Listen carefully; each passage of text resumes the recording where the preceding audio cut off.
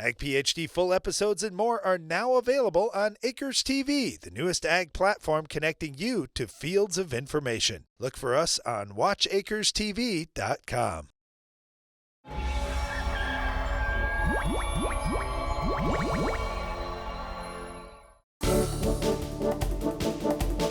There have been some great innovations in farming over the years, and one of the biggest ones in my lifetime has been the invention of the yield monitor. Yep, this really changed how we managed fields, because once we could see a map at the end of the season, so this yield monitor could print the data off onto a map, and you look at that map and you go, whoa, this area of the field is yielding great. Uh-oh, this area of the field is yielding terrible. Now, we as farmers started, instead of just managing on the field level, we started managing down to the acre level, and that changed everything. Yeah, it's pretty fun if you're harvesting a crop and you can see live data of right at this moment we're yielding this, a minute or two later we're yielding that, and you can see the variation in the field.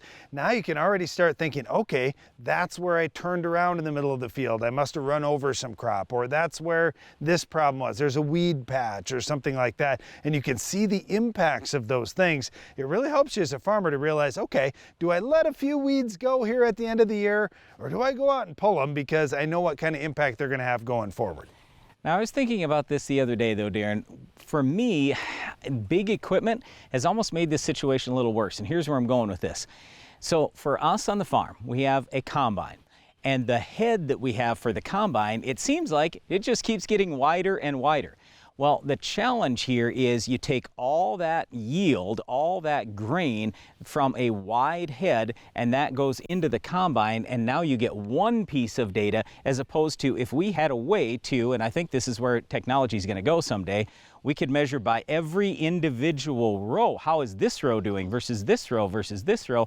That's where I think the future is. Well, as you can tell, there's going to be a lot of excitement here about future technologies in agriculture, but we also have to be appreciative of the ones we've got. Yep. Absolutely. We're appreciative of tractors, and then once we had tractors, well, guys like Brian wanted an air-conditioned cab to be able to drive that tractor in the summer.